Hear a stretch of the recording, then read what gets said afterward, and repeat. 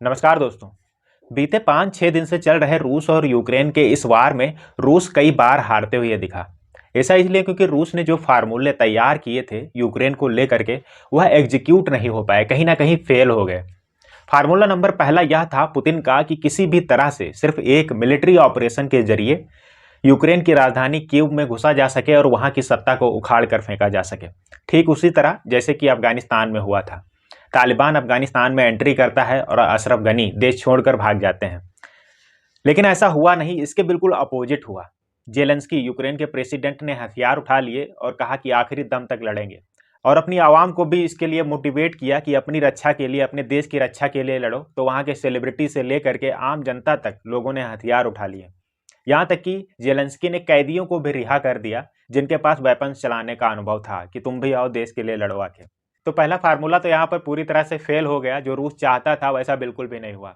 दूसरा फार्मूला यहाँ पर यह कहता है कि पुतिन चाहते थे कि यूक्रेन पर हमला करने से पश्चिमी यूरोपीय देशों पर दबाव बनाया जा सकता है, और इस दबाव के जरिए जो प्रतिबंध यूरोपीय देश, पश्चिमी यूरोपीय देश रूस पर 2014 से लगा कर रखे हैं, उनको किसी तरह से कम किया जा सकता है। 2014 की यह घटना हमने अपनी पिछली वीडियो रूस यूक्रेन कॉन्फ्लिक्ट में डिस्कस किया था, जब क्रीमिया विवाद हुआ था। तभी से यह पश्चिमी देश रूस पर कई प्रकार के प्रतिबंध लगा देते हैं। तो इन्हीं प्रतिबंधों को हटाने के लिए रूस ने यहाँ हमला किया था। लेकिन इसके बदले में हुआ क्या कि यहाँ पर दुनिया भर के और भी सैंक्शंस लग जाते हैं रूस पर, जिसमें से एक है स्विफ्ट बैन। स्विफ्ट बैन का मतलब सीधा सा यही है कि रूस कोई भी ट्रांजिशन नहीं कर सकता है किसी दूसरे देश से। जाहिर सी बात है, स्विफ्ट बैन होने से रूस का व्यापार पूरी तरह से ठप हो जाएगा, जो एक बहुत खतरनाक चीज़ है रूस के लिए।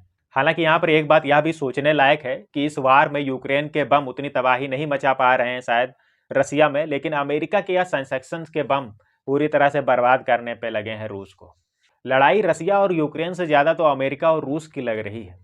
सिर्फ सैन्य मदद को छोड़ करके अमेरिका पूरी तरह से यूक्रेन का समर्थन कर रहा है, वेपन्स दे रहा है लड़ने के लिए, आर्थिक मदद कर रहा है। मतलब अमेरिका जो करता आया है अब तक वही सेम काम यहाँ भी कर रहा है, लड़वाने का काम यहाँ भी कर रहा है। हथियार देने में अमेरिका सबसे आगे है, सबको हथियार दे देता है लड़ने के लिए कि जाओ लड़ो जाके। तो कुल मिला के एक कमेडियन से बना एक प्रेसिडेंट जेलेंस्की लगातार पुतिन को टक्कर दे रहा है, और युद्ध में जीतता वही है जो बलवान होता है और हारता वह है जो कमजोर होता है। हम मालूम है तेरे बाप को मत सिखा, चल। अरे मेरा मतलब है, अब वह जमाना नहीं रहा कि एक शासक दूसरी सेना पर आक्रमण करता था, उसे पराजित करता था और वहां के शासक को बंदी बना लेता था। अब चीजें बदल चुकी हैं, एडवांस हो चुकी हैं। अब वह दौर नहीं रहा कि मेरे पास विशालकाय धनुधारी सेना है, घोड़े हैं, हाथी हैं, तुम्हारे पास क्या है? हाँ, तो मेरे पास न्यूक्लियर बम है। आज यही चीज बोल रहा है रूस यूक्रेन को। रूसी सैनिक कहर बरपा रहे हैं। रूस के राष्ट्रपति पुतिन रूसी परमाणु बलों को हाई अलर्ट पर रहने का आदेश दे दिया है, जिससे पूरब और पश्चिम के बीच तनाव और बढ़ गया है। अमेरिका नाटो के साथ अपनी रणनीति बना रहा है। लोग न्यूक्लियर वार की चर्चा कर रहे हैं। ऐसे समय में भारत अपनी दो महान विभूतियों को याद कर रहा है। यूक्रेन पर रूस की बमबारी देख हर भारतीय चिंतित है। वहां फंसे भारतीयों को निकालने के लिए सरकार ने विशेष अभियान चला रखा है। दूसरी तरफ यूक्रेन संकट को देखते हुए पाकिस्तान और चीन जैसे पड़ोसियों के बीच भारतीय अपने हालात पर भी मंथन और गहन चिंतन कर रहे हैं। सोशल मीडिया पर न्यूक्लियर वार ट्रेंड कर रहा है, तो आज देश के लोगों को अटल बिहारी वाजपेयी जी और इंदिरा जी की बड़ी याद आ रही है। इसकी भी अपनी वजह है। परमाणु ताकत आज के समय में एक पावरफुल देश बनने का बड़ा पैमाना है। अमेरिका, रूस, भारत समेत दुनिया के कुछ ही देशों के पास परमाणु ताकत है। ऐसे में भारतीय आज अपनी उन महान विभूतियों को नमन कर रहे हैं, याद कर रहे हैं, जिन्होंने भारत को इतना शक्तिशाली, इतना पावरफुल बनाया है। करगिल के समय की बात है। करगिल में युद्ध छिड़ चुका था। अमेरिका के व्हाइट हाउस से एक फोन भारत के तत्कालीन प्रधानमंत्री अटल बिहारी वाजपेयी जी के पास आता है। राष्ट्रपति बिल क्लिंटन फोन पर कहते हैं कि उन्हें नवाज शरीफ ने कहा है कि उन्हें आदेश है कि पाकिस्तान की सेना कहीं परमाणु बम का इस्तेमाल न कर दे।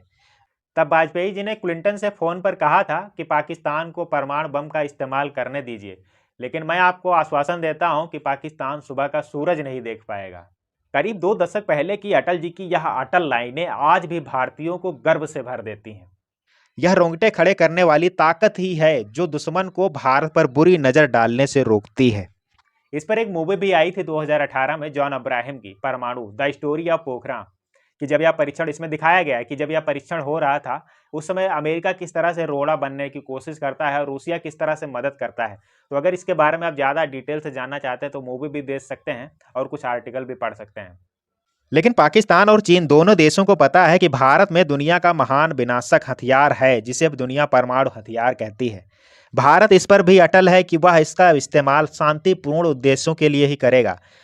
24 फरवरी को जब से रूस ने यूक्रेन पर हमला किया है, देश के लोग सोशल मीडिया पर 11 मई 1998 के दिन अटल बिहारी वाजपेयी के पोखरण में परमाणु परीक्षण की घोषणा वाला वीडियो रिप्ले करके देख रहे हैं। जब वाजपेयी ने सफल परमाणु परीक्षण का ऐलान किया तो दुनिया के देश हक्के पक्के रह गए। अमेरिका तमाम प्रतिबंधों की धमकी दे रहा था, लेकिन वह भारत के अटल इरादों को रोक नहीं सका। आज लोग अटल के उस साहसिक फैसले को याद कर रहे हैं। लोगों का कहना है कि भारत आज परमाणु संपन्न न होता तो शायद यूक्रेन जैसी स्थिति बन सकती थी। भारत की परमाणु शक्ति के पीछे अटल इंदिरा की दृढ़ इच्छा शक्ति के साथ ही होमी जहांगीर भाभा, विक्रम साराभाई, एपीजे अब्दुल कलाम को भी लोग याद करते हुए मन ही मन श्रद्धांजलि दे रहे हैं। वैज्ञानिकों की मेहनत के बाद देश ने पहले न्यूक्लियर बम का परीक्षण 18 मई 1974 को किया था। जगह थी पोखरण टेस्ट रेंज। बाद में 1998 में अटल बिहारी वाजपेयी ने एक बार फिर परमाणु परीक्षण कर दुनिया को भारत की ताकत का एहसास कराया। आज के समय में जंग को अंतिम विकल्प माना जाता है, लेकिन जिस तरह से रूस ने बड़ी बेफिक्री से यूक्रेन की धरती पर कदम रखा है, उससे दुनिया भर में खलबली मचा दी है। सोवियत संघ के विघटन के बाद बड़ी मात्रा में परमाणु हथियार यूक्रेन के पास रह गए थे, लेकिन अमेरिका, रूस समेत कई देशों ने मिल करके 1994 में बुडापेस्ट मेमोरेंडम के लिए यूक्रेन को राजी कर लिया। इसके तहत यूक्रेन अपने परमाणु हथियारों, बॉम्बर्स और मिसाइलों को नष्ट करने के लिए यह रूस को देने के लिए राजी हो गया। यूक्रेन को क्या पता था कि 28 साल बाद उसके लिए यह बड़ी गलती साबित होगी। हालांकि आज अगर यूक्रेन के पास परमाणु हथियार होते तो आज युद्ध कुछ और ही रहता। तब यूक्रेन को आश्वस्त किया गया था कि रूस, अमेरिका और यूके उसे धमकी नहीं देंगे और उसकी सीमाओं की रक्षा करते हुए संप्रभुता का सम्मान करेंगे। लेकिन आज क्या हालात हैं देख लीजिए। यूक्रेन की संप्रभुता को रौंदा जा रहा है। विशेषज्ञों के साथ ही आम जनभावना भी ऐसी बनी है कि अगर यूक्रेन के पास परमाणु हथियार होते तो शायद रूस इस तरह घुसकर बमबारी न करता।